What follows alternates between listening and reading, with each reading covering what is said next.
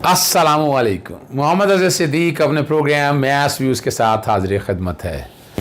बहुत सी गुफ्तगू करनी होती है आपके साथ, लेकिन दो तीन इश्यूज़ पे लाजमी है गुफ्तगू करना। एक तो मैंने सबूतों के साथ, बाकी दोस्त अहबाब ने भी बड़ी डिटेल के साथ ये बता दिया कि जो जस्टिस साकिब निसार साहब के बारे में ऑडियो जो आई है वो बाकायदा जो है वो फ्रॉड पे मबनी है, झूठी है, और इसका मकसद सिर्फ एक ही ख़ानदान को फ़ायदा देना है। और आपको पता है हमेशा जंग और जियो जो है ना, नवाज शरीफ ख़ानदान को फ़ायदा देने के लिए एक शक्ल में या दूसरी शक्ल में सामने आता है। मैंने ये भी आपको बता दिया था कि नवाज शरीफ एक तीर से दो शिकार करना चाहते हैं, और ये मैं ख़बर आपको बहुत पहले देख बैठा था कि नवंबर में नवाज शरीफ की जो वीज़ा एक्सटेंशन के हवाले से है उसकी समाअत एक्सपेक्टेड है फर्स्ट ईयर ट्राइब्यूनल में, और आजकल के अंदर ही हो सकता है, आजकल के अंदर ही उनकी समाअत होने वाली है। तो ये जो एफिडेविट राना शमीम का पहले बुलाया उन्होंने वहाँ पर, फिर जो है जो आसमान जहांगीर एजेंडा जो बाकायदा एक एजेंडे के तहत जिन जिन लोगों को बुलाया गया, आप वहीं तहकीक करने की क्या ज़रूरत है, समझ आ सकती है। सुप्रीम कोर्ट बार एसोसिएशन ने जो बात की है, मैं प्रेस रिलीज की बाद में बात करूंगा, वो नज़र आ रही है कि वो बाकायदा एक एजेंडे के तहत ये सारा कुछ काम किया गया। अब कौन कौन से लोग इस्तेमाल हुए, वकला को ये सारा कुछ अंदाज़ा है, पता है, सारी बात को सामने रखते हुए क्या इस तरह की कॉन्फ्रेंसेस आप इंडिया में करवा सकते हैं? वैसे तो चाहती थी आसमा जहांगीर, वो उनका उनसे मिलना आरएसएस के हवाले से हर एक को पता है, एवरीबडी नोज़, और बांग्लादेश पे उनसे ताल्लुक़, फिर अवार्ड लेने के हवाले से आप सारा देख चुके, हामिद मीर के साथ पहुंची हुई थी, तो ये समझने वाली बात है। फिर ये जो ऑडियो है ये लीक करवाएगी अमेरिका से, फिर वो एक सो कॉल्ड जो एक इदारा है, ठीक है ना जी, उस इदारे को सामने रखते हुए, सारे इदारे को सामने रखते हुए वो जो एक रिपोर्ट बनाने की कोशिश की, वो बैकग्राउंड पे आपके सामने वो सारी मैं चीज़ें चला दूंगा। आज जो है ना जंग और जियो ने फिर एक ख़बर दी है, और वो बता रहे हैं फोरेंसिक हमारे अमरीकी इदारे ने साकिब निसार से जो मनसूब आइडियो है उसकी तस्दीक कर दी, और सदाकत और दुरुस्तगी की तस्दीक की है, ये इन्होंने कहा है। अभी मैं डॉन की खबर बताऊंगा आपको, ये भी बैकग्राउंड पे चल रही होगी, वो भी बैकग्राउंड पे चलेगी। अब जो मज़ेदार बात है ना, जो अब चीज़ें सामने आ गई हैं, उन्होंने ये कहना है कि डिजिटल मीडिया प्लेटफॉर्म के ये वाली जो है ना, ये ऑडियो 2 माह कबल हासिल की थी, और इसकी जांच भी करवा ली थी एक मारूफ अमरीकी, वो गैरेट डिस्कवरी जिसका नाम जिक्र कर रहे हैं, वो उनकी बैकग्राउंड पे चल रही है। एक ही रिव्यू है उसके अंदर, उनकी क्रेडिबिलिटी क्या है। बड़ी कोशिश की मैंने, अमेरिका में दोस्तों से रब्ता किया, उन्होंने कहा ये तो एक फ्रॉड और फ्रेब के हवाले से चलने वाले लोग हैं, इनकी कोई क्रेडिबिलिटी, जो कह रहे हैं ना कि बहुत क्रेडिबिलिटी है, वो चैलेंज कबूल करें, इनकी क्रेडिबिलिटी जरा साबित करें, क्या क्रेडिबिलिटी है और कहाँ कहाँ इन्होंने फॉरेंसिक के हवाले से, और फॉरेंसिक एक्सपर्ट कितने के, वो साबित कर दें आप। चलें हम चलते हैं। और अब जो मैंने 2 सवाल उठा दिए हैं 2 महीने पहले से, 2 महीने पहले क्यों सोए रहे हैं आप? आपके पास ऑडियो आ गई थी, और फिर ये सवाल भी मैंने पूछा, इसका जवाब अभी तक नहीं आया, कोई नहीं दे सका। ये कहाँ से आई आपके पास ऑडियो? वो IB ने फराहम की है, वो किसने फराहम की है? ये तो बड़ी पुरानी होगी ना, ये 2018 का जिक्र कर रहे हैं ना, और 2021 में आकर बाकायदा ये अपीलों की समाअत के करीब चेन ऑफ इवेंट डाले, राना शमीम का आ गया ना, फिर वो एजेंडा जो है आसमान जहांगीर फाउंडेशन की, वो जो वो बाकायदा जो ये मुनक्कद किया गया, ये टोला जो है जिसमें मंजूर पश्तीन जैसे लोग, बाबा जानी जैसे लोग जो इस मुल्क के ख़िलाफ़ बातें करते हैं, और बाहर से बैठ के इंडियन क्रॉनिकल्स हैं जिनके बारे में लिख दिया, और वो भी आपके सामने मौजूद हैं, वो लोगों की बात कर। और फिर 24 तारीख को समाअत थी, एडजर्नमेंट आ चुकी है, और उससे पहले इस वीडियो का लीक करना ये साबित कर रहा है कि ये पाकिस्तानी अदालतों को बदनाम करने की एक घिनौनी साजिश है। और जो उन्होंने कहा है कि वो बता रहे हैं कि ये गैरेट डिस्कवरी जो है ना, अमरीकी अदालतों के सामने शवाहिद पेश करने का, तजिया करने और अदालती गवाही देने का तवील तजर्बा है। अच्छा, वो तवील तजर्बा आप देख चुके हैं, वो इरफान हाशमी ने भी बड़ा क्लैरिटी के साथ बता दिया कि कितना अपना जो इनका जो तवील तजर्बा है ना वो सामने आ चुकी है। और यहाँ जो आप ज़रा वो अपने तौर पर कहानियाँ बना के, जनाब आप स्पेक्ट्रोग्राम देखें तो स्याह रंग का कोई खला नज़र नहीं आता, और ऑडियो शुरू और आखिर में स्याह रंग खला निशानी करता कि ऑडियो कहाँ से शुरू और कहाँ से ख़त्म। अच्छा, मैं बाकी मैं चूँकि मैं चला चुका हूँ, मैं सिर्फ जो समा में आई वो थोड़ी सी वीडियो जिन्होंने बिल्कुल एग्जैक्ट पिच लेंथ वो एक एक चीज़ सामने दिखा दी, ज़रा वो सुन लीजिएगा पहले ताकि आपको क्लैरिटी आ जाए। Let me be little blunt about it. Let me be little blunt about it. बिल्कुल जायज है, बिल्कुल जायज है। मैंने अपने दोस्तों से कहा कि जी इसमें कुछ किया जाए, मैंने अपने दोस्तों से कहा कि जी इसमें कुछ किया जाए, और मेरे दोस्तों ने उससे इत्तेफाक नहीं किया, और मेरे दोस्तों ने उससे इत्तेफाक किया। इंडिपेंडेंस ऑफ जुडिशरी भी नहीं रहेगी, तो इंडिपेंडेंस ऑफ जुडिशरी भी नहीं रहेगी। जी, आपने वो सुन ली वो सारी, और ये एक बहुत बड़ी घिनौनी साजिश है। इस पे मैं क्रेडिट देता हूँ जनाब एहसन बून साहब को, सदर सुप्रीम कोर्ट बार एसोसिएशन को। काशिफ अब्बासी के प्रोग्राम में उन्होंने दोनों बातें, एक तो जस्टिस साकिब निसार साहब के बारे में और राना शमीम की जो एफिडेविट है उसकी क्रेडिबिलिटी उखाड़ के रख दी। ये फ़र्क है। यानी वैसे यहाँ अब्दुल लतीफ़ अफरीदी आए थे, वो ANP का एजेंडा लेकर हमने बार का सदर बना दिया, और हमने सोचा नहीं कि इस आदमी को सदर बना रहे हैं। और कमाल की बात है, साथ ही मैं चला रहा हूँ बैकग्राउंड पे डॉन की खबर चला रहा हूँ।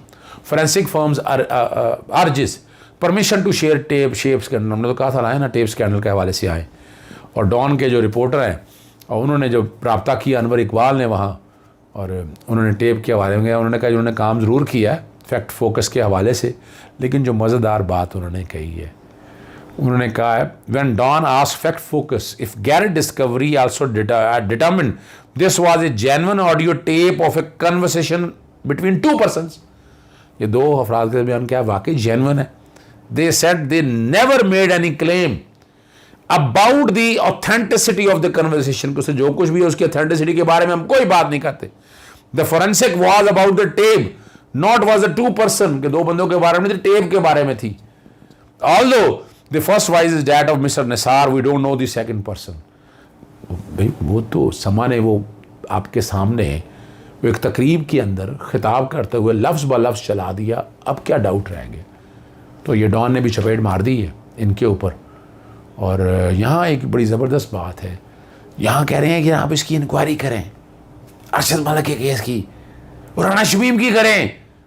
और अब ये इस ऑडियो की भी क्यों इंक्वायरी की जाए, क्यों सुओ मोटो दिया जाए, क्या सुओ मोटो का क्या आर्टिकल 180, यानी किस बुनियाद पर जो आप जुडिशल एक्टिविज्म पूरी उम्र गुजर गई मुखालफत करते हुए आज आप लोग कह रहे हैं कि इसका सुओ मोटो लिया जाए, किस बुनियाद पर लिया जाए?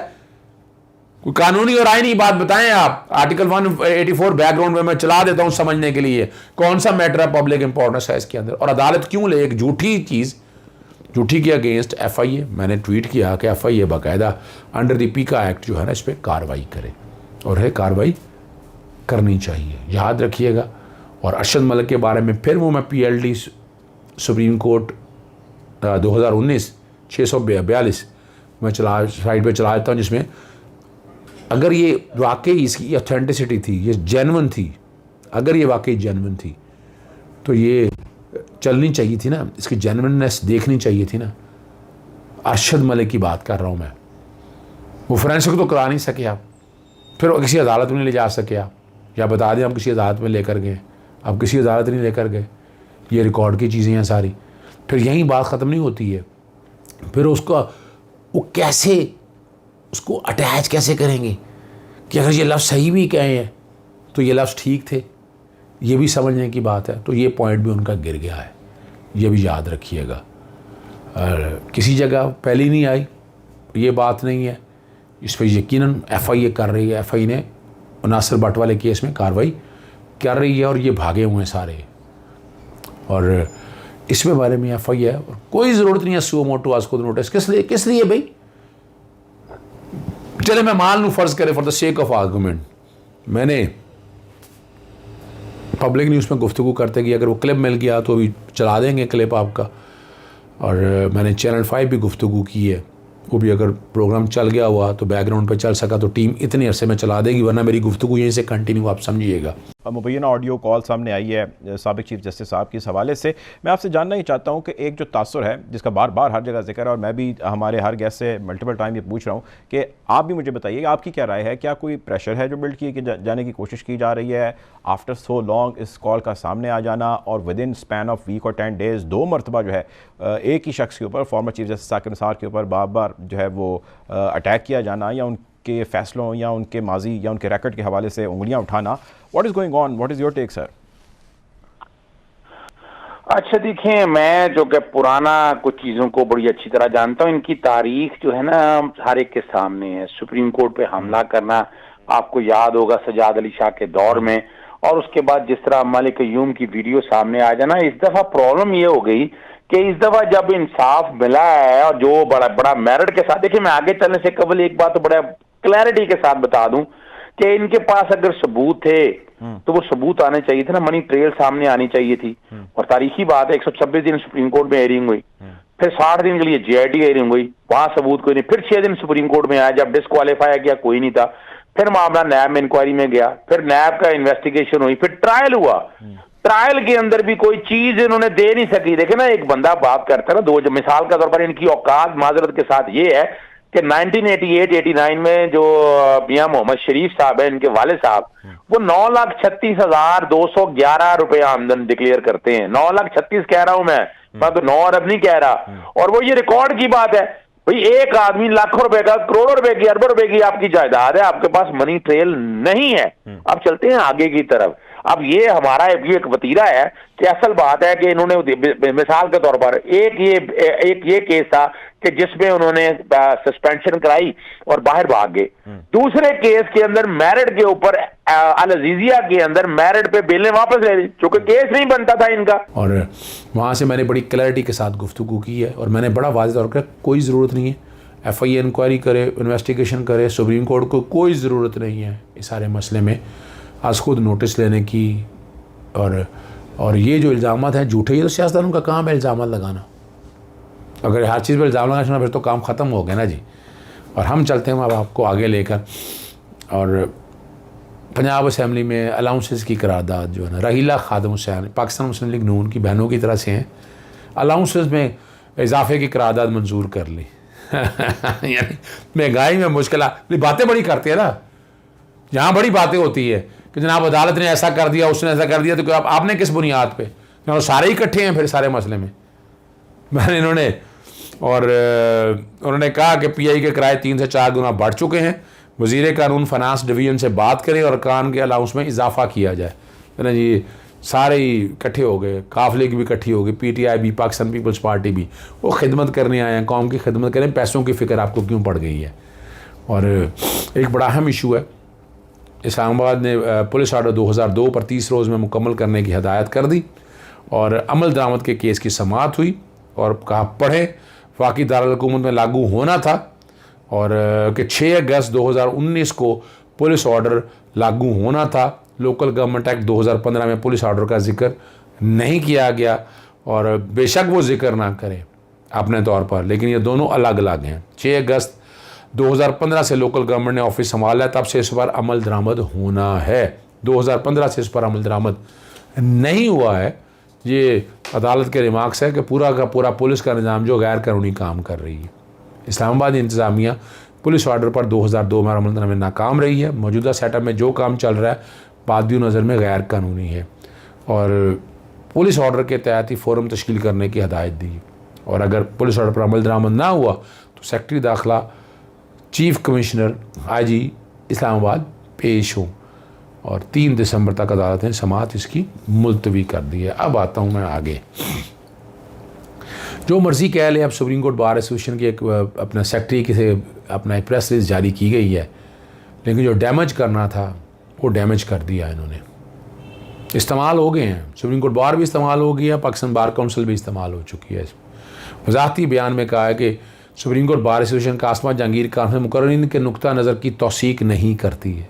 ये फ़ोम मुल्क भर के पेचीदा मसाइल पर वो नुक्ता नज़र के लिए मुख्तस है, और ये सुप्रीम कोर्ट बार एसोसिएशन कहती है कि एजेंडे के तहत कॉन्फ्रेंस कराने के इल्ज़ाम को यकसद मुसद्दिक। किस बात आए इंक्वायरी करें इसमें? आपको चाहिए था Supreme Court Bar Association inquiry कराती है सारे मसले की, कहती है कि हम इसकी इंक्वायरी करेंगे, हम हम डाटा लेंगे किस किस से फंड आए हैं, फंड पब्लिक करें ना ये सारा कुछ, क्यों नहीं कर रहे हैं आप? अब यहां बैठकर आप आगे, इसका मतलब ये है वाज़े तौर पर कि सियासी जमातों के सेनेटर्स वगैरह दोस्त हमारे बन जाते हैं और आकर इसको इस्तेमाल करते हैं। मैंने आपको कहा था बता देना, कोई बता दे ऐसा बंदा। आपने सारे वो लोग मुंतखब किए जो अलहदगी पसंद हैं, जो अपना पश्तून तहफ़्फ़ुज़ मूवमेंट जो है, मंजूर पश्तीन वगैरह, उनका क्या ताल्लुक है सारे मसले से? उनका क्या पाकिस्तान से ताल्लुक है?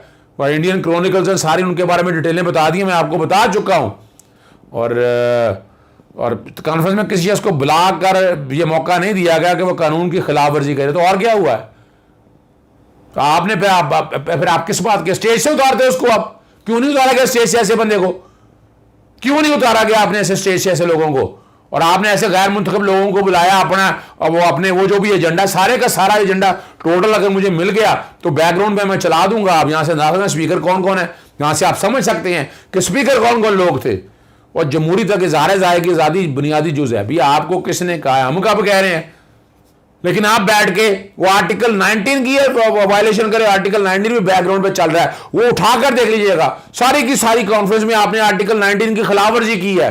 किसने कहा आज़ादी है? आपको बादर पितर आज़ादी देता है? बिल्कुल आज़ादी नहीं देता। इस हवाले से मुझे दुख हुआ सुप्रीम कोर्ट बार स्टेशन के इस प्रेस रिलीज के ऊपर। आपको चाहिए था कि आप कहते हैं हम इसमें इंक्वायरी करेंगे, इन्वेस्टिगेशन करेंगे, सारी चीजें करें ना। चले, मैं चैलेंज कर रहा हूं आपको, कराएं जरा आपके सामने, हम जो चीजें लेकर आएंगे सारी जगह आपको पता चल सके ये क्या कुछ हो रहा है यहां पर। उम्मीद करता हूं सुप्रीम कोर्ट बार एसोसिएशन, लेकिन दो इशू में, एक तो अदलिया पर इल्जाम लगाए, 126 मैं चैलेंज कर रहा हूं, हमारी अदलिया 126 पर बिल्कुल गलत है इल्जाम है। 30 साल वकालत करते हो सकता है कोई 10% के करीब केस हो, गलत फैसले हो गए हो, 90% है। मैं चैलेंज के साथ कहता हूं वो ठीक है। वो 66 सियासतदानों ने बेवकूफ़ बनाया हुआ है इल्ज़ाम लगाकर, और हम वो इसी के पीछे चल गए।